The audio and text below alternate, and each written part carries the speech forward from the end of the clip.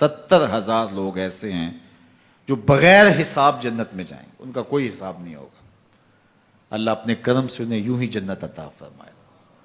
صحابہ نے عرض کی، یا رسول اللہ صلی اللہ علیہ وسلم وہ کون ہیں؟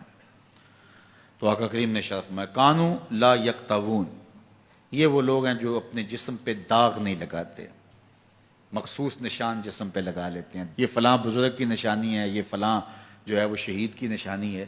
اللہ نے جب تمہیں سالم الاعضاء پیدا کیا ہے تو اپنے بدن کو تم کیوں نشانی؟ اس نے ساری نشانیاں لگائی ہیں، اس کی نشانیاں اتنی پکی ہیں کہ اس نشانیوں میں فرق بھی نہیں لگتا نا۔ یہ تمہارے انگوٹھے کی نشانی ہے، 6 ارب انسانوں کو لے آؤ اور نشان انگوٹھا لے آؤ، کسی ایک کا بھی نہیں ملے گا۔ یہ نشانی تمہارے رب نے لگائی ہے۔ جیسی صورت تمہاری ہے ایسی صورت کسی اور کی نہیں بنائی، تمہیں منفرد بنایا اس میں۔ پوری کائنات میں سارے لوگ تمہارے جیسے ہیں لیکن تم پھر بھی الگ دکھائی دیتے ہو۔ سب کی 2 آنکھیں، سب کا ناک، سب کے ہونٹ، سب کا رنگ ملتا جلتا، لیکن سب کی شکلیں الگ ہیں۔ یہ زید ہے، یہ بکر ہے، یہ عمر ہے، یہ آس ہے، یہ فلاں ہے۔ دوسرے وہ ولا یسترقون، اور وہ رقیہ نہیں کرتے، یہ چھو منتر جادو ٹونا ہر وقت عاملوں کے پاس بھاگے پھرتے ہیں، اور وہ انہیں جو ہے وہ غلط سلط ٹوٹ کے ٹونے بتاتے ہیں اور وہ کرتے رہتے ہیں۔ عجیب لوگوں کے نفسیات ہوتے ہیں، صبح سے لے کر شام تک اسی چکر میں رہتے ہیں اور پھر ساری زندگی ان توہمات سے نکل ہی نہیں پاتے۔ اللہ نے تمہیں پیسے دیے ہیں، نئی گاڑی تم نے خریدی ہے، چھوٹے بچے کا جوتا کیوں باندھ دیا آگے تم نے؟ جوتا باندھنے سے اگر یہ ایکسیڈنٹ سے، حادثے سے گاڑی بچ سکتی ہوتی ہے تو پھر پاکستان کے جتنے PIA کے جہاز ہیں سب پر باندھ دینا چاہیے، سب پہ جوتے لٹکے ہوئے ہوں۔ عجیب تم نے فلسفہ تراشا، کسی نے جو ہے وہ کالی رنگ کی پٹی باندھ دی نیچے، اس سے اس کو نظر نہیں لگے گی۔ گھوڑے کے پاؤں کے نیچے جو کھری لگی ہوئی ہوتی ہے، کچھ لوگوں نے اپنے گھروں میں وہ باندھی ہوئی ہوتی ہیں کہ اس سے ہمارے گھر کے اندر کوئی مصیبت نہیں آئے گی، کوئی تکلیف نہیں آئے گی۔ کسی نے ہنڈیا اپنے گھر کے اوپر الٹی رکھی ہوئی ہوتی ہے، یہ ہنڈیا بچا لے گی، اور میاں ہنڈیا کیا بچائے گی تجھے؟ اللہ کے قہر سے کچھ نہیں بچا سکتا۔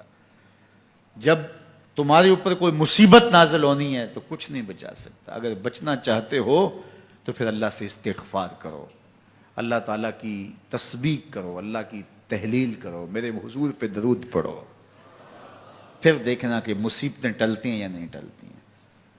تو یہ خام خواہ کے رقیے اور یہ عامل لوگ جو ہیں ان کا تو کام یہی ہے، ان کا کام چلتا ہے لوگ ذوف الاعتقادی میں مبتلا رہیں، اور یہ کہہ دیتے ہیں کہ آپ کے خاندان میں ایک منحوس عورت ہے، یہ اس کا کیا ہوا ہے، تو کوئی نہ کوئی منحوس تو پہلے ہی انہوں نے طے کر رکھی ہوتی ہے، فوراً ذہن وہاں جا کلک ہو جاتا ہے۔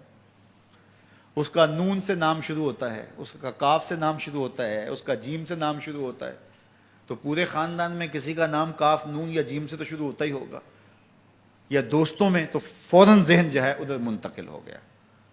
اب یہ بابا جی نے بتا دیا ہے، ہاں ہاں ہاں اس نے یہ بات کی تھی، یہ کچھ باتیں یاد آنے لگیں، اس کاف سے شروع ہونے والے نام کے ساتھ نفرت پیدا ہو گئی۔